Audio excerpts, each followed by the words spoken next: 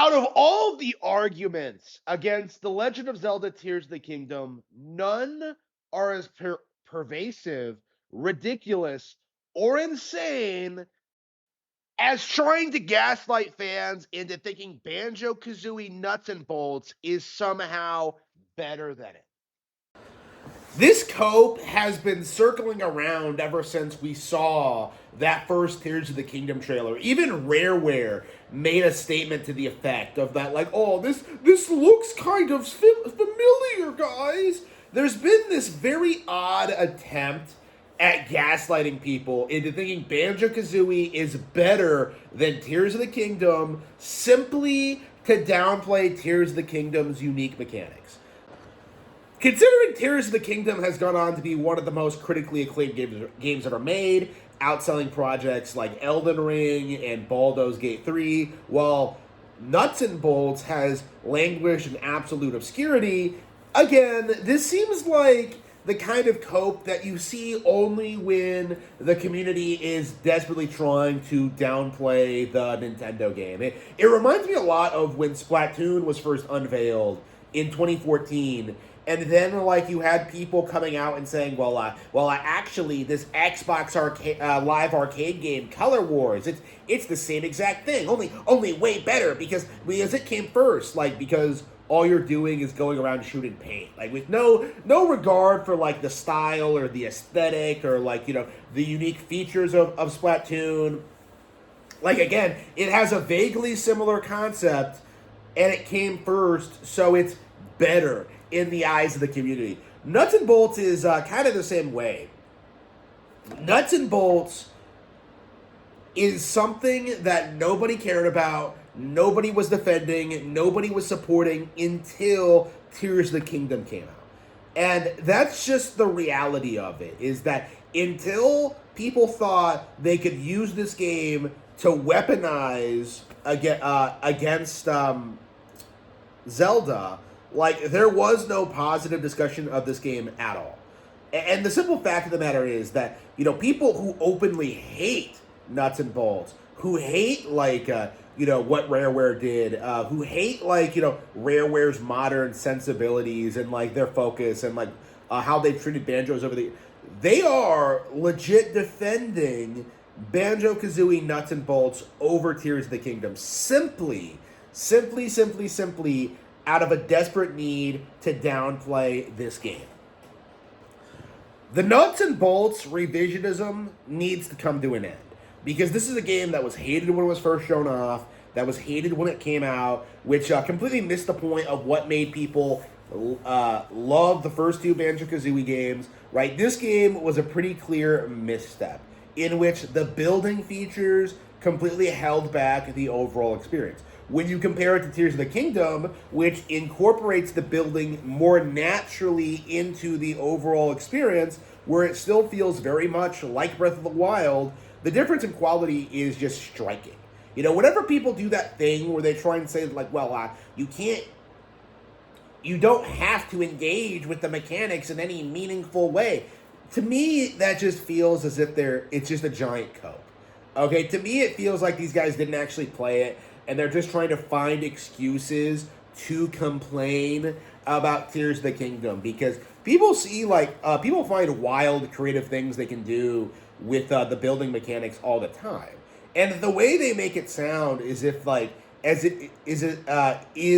if people are just making convoluted solutions to problems, when actually it's a bit more versatile and intuitive than that. Again, it's very, very frustrating that Nintendo made one of the best games ever made, and we're still in this weird process where the vast majority of the gaming public is still refusing to admit it. Because this is the thing about Tears of the Kingdom, is that 3 years later, we're still talking about Tears, okay? We're still playing Tears of the Kingdom, we're still talking about it, people are still showing off their builds, people are still having fun with the game, long after Baldur's Gate 3 and Elden Ring has faded from relevancy.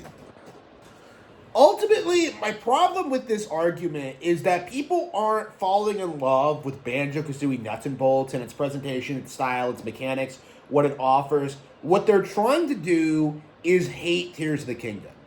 That's the problem, is that they don't love Banjo Kazooie. They just want to hate Zelda. And that's why they're so adamant about this. The idea that somehow Tears of the Kingdom is this poorly fleshed out, poorly realized concept that just doesn't really do anything, that it shouldn't have been a Zelda game, that it should have been entirely about the building, that it should have been entirely like this radically different thing. It's simultaneously too much like Breath of the Wild and not enough like it. You see people complaining about things like weapon durability or the plot, both of which serve the game very, very well. It's like, to me, it just demonstrates how desperate the community is to reach their pre-established conclusion. The idea that this would be an underwhelming sequel, that this would not live up to Breath of the Wild, and that Nintendo was very, very much struggling to follow up on that initial success. Like, to me, this is just a giant cope to try and create the illusion that Tears of the Kingdom was somehow an underwhelming experience. And it's something that we really do need to call out. It's something that we do need to address, that this behavior was not acceptable. Because throughout all of 2023, we were told that, Baldur's Gate 3 far outperformed it. It was far more popular. It was a far bigger game with more replay value. Which of those games are we talking about today? Okay, Elden Ring, also outperformed by Tears of the Kingdom. Tears of the Kingdom is also still talked about. Tears of the Kingdom is going to retain its relevancy long after Elden Ring and Baldur's Gate 3 lose relevancy. And actually, they already have. Like, we are in this phase where the community is doing that thing where they try and pretend to be huge fans of Zelda that are just jaded and bored by it. But in actuality, when they make statements like this, when they try and argue that Banjo Kazooie Nuts and Bolts is somehow better, it just makes them look like idiots that don't know what they're talking about. Banjo Kazooie Nuts and Bolts doesn't even have like proper level design. Okay, it doesn't have any thought put into it at all. Like, the sheer amount of people who have tried to like justify this game over the years, whether it's the creators or like Xbox fans or just people who want to like downplay Nintendo games, like, it really needs to stop. Because if this game was genuinely good, you would see people remember it fondly outside of the Banjo Kazooie license. But it's not. Like, the thing that this game is most famous for is being a massive deviation from the formula of the first two games, botching it, and just completely killing the brand. That's what it should be famous for. And yet, because it's a game owned by Xbox, what we get instead is people like this circle jerking around and saying that, like, well, actually, this game is actually very, very, very, very good. I was actually, one of the things I noticed, and this does need to be brought up, like, would Banjo Kazooie Nuts and Bolts have been brought up as like the anti-Tears of the Kingdom if Nintendo still owned Rareware? If Rareware was still Nintendo exclusive, would you see the same people make these stupid arguments? And the answer is no. Okay, assuming we got the same exact game on exclusive to Nintendo consoles. By the way, Nuts and Bolts still is not available on Switch too. Assuming we got the same exact game on Nintendo consoles, would that lead to the game suddenly being popular? Would it be bigger than Tears of the Kingdom? Would it lead to it being really, really successful? Would people be asking for a sequel, right? Like, no. Like, nobody has ever asked for a Banjo-Kazooie sequel. In fact, when Tears of the Kingdom came out, nobody was saying Banjo-Kazooie should try Nuts and Bolts 2. Okay? What they tried to do instead was say that, like, Nuts and Bolts was better than Tears of the Kingdom as it was. And I think the worst thing about this is not an isolated incident. This is basically what happens whenever a new Nintendo game comes out, is that everybody rallies to try and glaze some unrelated thing on other platforms, to try and create the illusion that there's something better than it. We saw this with Elden Ring, we saw this with Baldur's Gate 3, we saw it with, knack. You know, we saw this with Crash Bandicoot back in the day. We saw this with Final Fantasy VII. Like, none of that was ever as good as the Nintendo titles that it was directly competing against. Like, at all. It really wasn't even close. But, like, culturally, people were gaslit by game journos into thinking that somehow the PlayStation 1 was some, like, industry-defining thing, that it was this huge milestone in gaming, and meanwhile, people still have their N64s plugged in. People are still playing Mario 64 and Ocarina of Time and Majora's Mask, while, like, you'd be hard-pressed to find anybody playing, say, the original Resident Evil or Final Fantasy VII. Like, certainly not as many as the people who are playing Mario 64 right now. Like, the simple fact of the matter is that Nintendo has dominated, like, this gaming space for generations, but we have a certain subsection of the community that just kind of refuses to admit it. And whenever they put out a big game changer like Tears of the Kingdom, the entire, like, overwhelming consensus is that, like, well,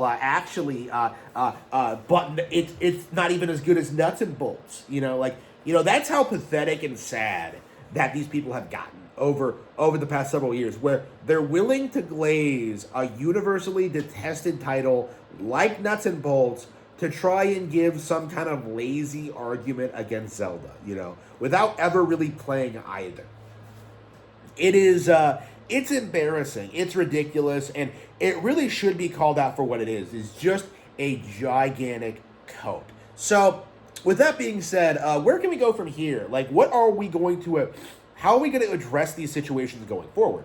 Well, first of all, we have to acknowledge that this is a problem, okay? Because it's not going to go away with future Nintendo releases. You're going to continue to see people downplay Splatoon while glazing Overwatch.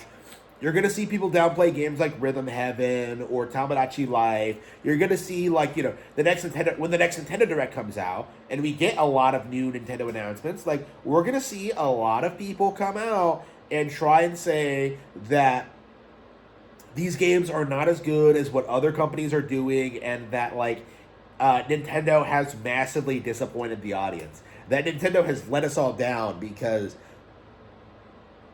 Medieval back in the day was better than any Zelda game, Like, we're going to see a lot more of that, honestly. We're going to see a lot more of these people, like, doing everything they possibly can to maintain the illusion that Nintendo is some struggling third-place company that can't compete with the big boys in the industry, when, in fact, they are the market leader. And this is, like, the embarrassing thing we're seeing now.